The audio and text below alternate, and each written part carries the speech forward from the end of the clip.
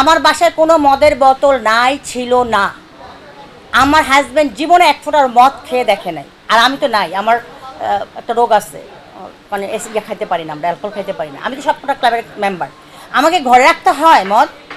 আমি যদি মদ খাইতে চাই তাহলে তো আমি ক্লাবে যাই খেতে পারি। আমি গুলশান ক্লাবের মেম্বার, গুলশান নর্থ ক্লাবের মেম্বার, অল কমিটি ক্লাবের মেম্বার, ক্যাপিটাল ক্লাবের মেম্বার, ভোট ক্লাবের মেম্বার, কুমিল্লা ক্লাবের মেম্বার, কত ক্লাবের মেম্বার। আমি তো মদ খেলে মদের টেবিলে তো আমি বসি না। আজকে বাংলাদেশের কোনো পুরুষ বলতে পারবে তাদের টেবিলে বসে আমি মদ খাইছি?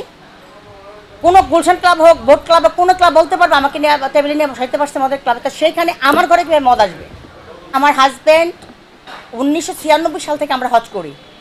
আমি মাঝে মাঝে হিজাব করি, যখন আমাকে বলে যে বিভিন্ন খারাপ খারাপ কথা, তখন আমি হিজাব ছেড়ে দিই, জিদ করে ছেড়ে দিই সোশ্যাল মিডিয়াতে। আমি জানি না বোতল কোথেকে কাছে, আমার ঘরে অকিটকিও ছিল না, অকিটকি কোথেকে কাছে সেটা আমি জানি না। অকিটকি মানে হচ্ছে ওই যে কথা বলে। আপনাদের বলি আগে, আপনারা ভিডিওটা শুনেন মনোযোগ সহকারে। আমার নামে এক রাতে 9টা মামলা যে হয়েছে, কিসের কিসের মামলা আপনারা জানেন? জানেন না। হরিণের চামড়ার মামলা, যেটা হচ্ছে ওই সবার বাসায় আছে। ক্যাঙ্গারুর চামড়ার মামলা, যেটা নাকি আর্টিফিশিয়াল। আমার ঘরে ওই খেলনার জিনিসপত্র দিয়ে সব কিছু মামলা হয়েছে। 52,000 টাকার একটা সিএফের নামে মামলা হয়, সেই মামলার 2 বছর সাজা হয়। সেটা একটা সিন্ডিকেট মেরে আমাকে 2 বছর সাজা দিয়েছিল। আমি একটা বছর পলাতক থেকে আমার যে ক্ষয়ক্ষতি হয়েছে, শত শত কোটি টাকা ক্ষয়ক্ষতি হয়েছে। আমি ব্যবসা করতে পারিনি, আমি বাণিজ্য করতে পারিনি, আমার টিভিটা বন্ধ।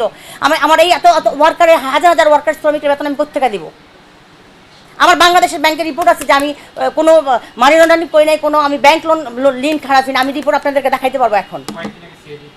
জি, কোর্ট থেকে আমাকে বারবারই বলছে, ম্যাডাম, আপা, অনেকেই যে আমাদের এই অনেক করে সাংবাদিক প্রতিদিন খালি আপনার মামলাগুলি খোঁচায়। আমি খোঁচাইতে দেন না। সত্য যেটা সেটাই তো হবে। সত্যটা আমি জানতে চাই, সত্যটা আমি জনগণকে জানাতে চাই। আমি মিডিয়া কুয়ের শিকার, ষড়যন্ত্রের শিকার ছিল। আমি তো রাজনীতিতে নামছি মাত্র 2 মাস হয়। 2 মাসের মাথায় তো আমাকে অ্যাটাক করে ধরে নিয়ে গেল। তো আমাকে এখনও অনেকে ডাকে, অনেক রাজনৈতিক দল আছে যারা এখনও ডাকে, বলো না, প্রতিনিয়ত মিটিংয়ে ডাকে, যাচ্ছি। বা আমি বলছি আমি রাজনীতি করবো না। রাজনীতির বাইরে যদি থাকে আমি সামাজিক কাজের সাথে থাকবো, আমি রাজনীতি করবো না। মানে আমার যে শিক্ষা আমার লাইফে আমি পেয়েছি, আমি রাজনীতি করবো না।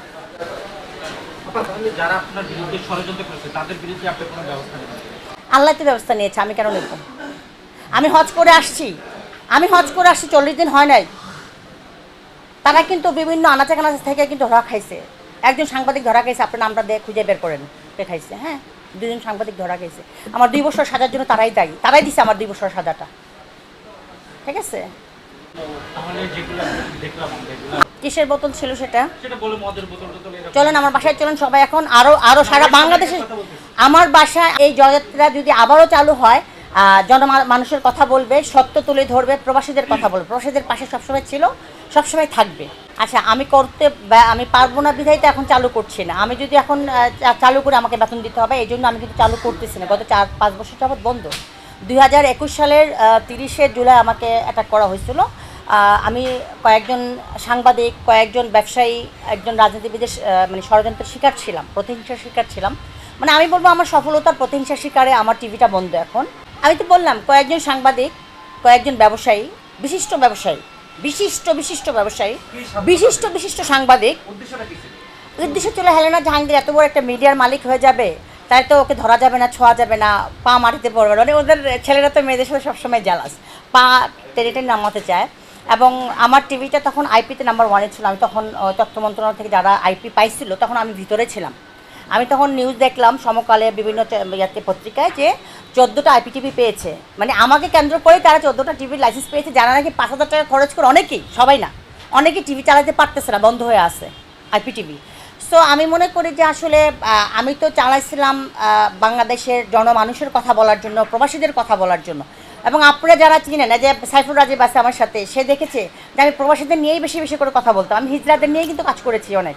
এবং আমি যেই কাজগুলি করেছি, যেই নিউজগুলি করেছি, সেগুলি কিন্তু কাজ হয়েছে। হিজড়াদের একটা কুমিল্লাতে হয়েছে, প্রতিষ্ঠা গড়ে তুলছে। প্রবাসীদের, অনেক প্রবাসী বাংলাদেশে আসছে। আমাদের এয়ারপোর্টে প্রবাসীদের জন্য হয়েছে, হেল্প সেন্টার খোলা হয়েছিল। এইসব কিন্তু জয়যাত্রা টেলিভিশনে কল্যাণে হয়েছিল। এবং দেখবেন এত কিছুর পরেও কিন্তু এখনও লেখে জয়যাত্রা টেলিভিশনের চেয়ারম্যান হেলেনা জাহাঙ্গীর। তো তোমরাই লিখতেছো, আর তোমরা আমার পিছনে কেন এত ষড়যন্ত্র করো? টিভিতে থাকতো, মানুষের কথা বলতো, জনগণের কথা বলতো, নিপীড়িত নির্যাতিত মানুষের কথা বলতো, প্রবাসীদের কথা বলতো। বাংলাদেশ সারা বিশ্বের এমন কোনো অ্যাম্বাসেডার নেই যে জয়যাত্রা ইন্টারভিউ নেয় নাই। সারা বিশ্বের এমন কোনো দেশ নেই সেই দেশের জয়যাত্রার যায়নি, দেখেনি। তারা নিজের ইচ্ছাই যতটা দেখতো, নামাইতো অনলাইন থেকে, ওয়েবসাইট থেকে। সো আমি মনে করি যে নির্যাতন নিপীড়নের শিকার গত 4 বছর যাবৎ এটাকে স্থগিত করে রাখা হয়েছে মিথ্যা বানোয়াট মামলা দিয়ে। তো আমি এখন 2টা ডিএমপিভুক্ত নিবন্ধনভুক্ত অনলাইন নিবন্ধন আছে এবং ডিএমপিভুক্ত 2টা পত্রিকা আমি নিয়েছি। ওটা 5,000 পাবলিশড হয় রেগুলার, আমি এটাকে আরও বাড়াইয়ে 10,000 করব। তো ওটার সাথে আছি, একটা স্যাটেলাইট চ্যানেল নেওয়ার প্রিপারেশন আছে, নিচ্ছি। জয়যাত্রা চলবে, যেহেতু জয়যাত্রার প্রতি আমার একটা সফট কর্নার আছে। জয়যাত্রা ফাউন্ডেশন যেহেতু লাইসেন্সকৃত একটা ফাউন্ডেশন, এবং আপনারা জানবেন তথ্য মন্ত্রণালয়, পিএমও অফিস এবং সবকটা অফিসে 2018 সালে জয়যাত্রা স্যাটেলাইট টিভি এবং অনলাইন আইপিটিভি যেটা, সেটার আমি করেছিলাম, প্রস্তাবিত স্যাটেলাইট এবং আইপিটিভির কিন্তু দিয়েছিলাম, অ্যাপ্লিকেশন দিয়েছিলাম। সেই অ্যাপ্লিকেশন ফটো আমার কাছে আছে, আপনারা চাইলে আমি আপনাদেরকে দিয়ে দেবো। আপনারা একটা গ্রুপ করেন, সব ডিটেলটা দিয়ে দেবো। যতটা ইনশাল্লাহ চলবে, যেহেতু আমার একটা স্বপ্ন, আল্লাহ পাক কখনো কারো স্বপ্ন কখনো বৃথায় ফেলে না।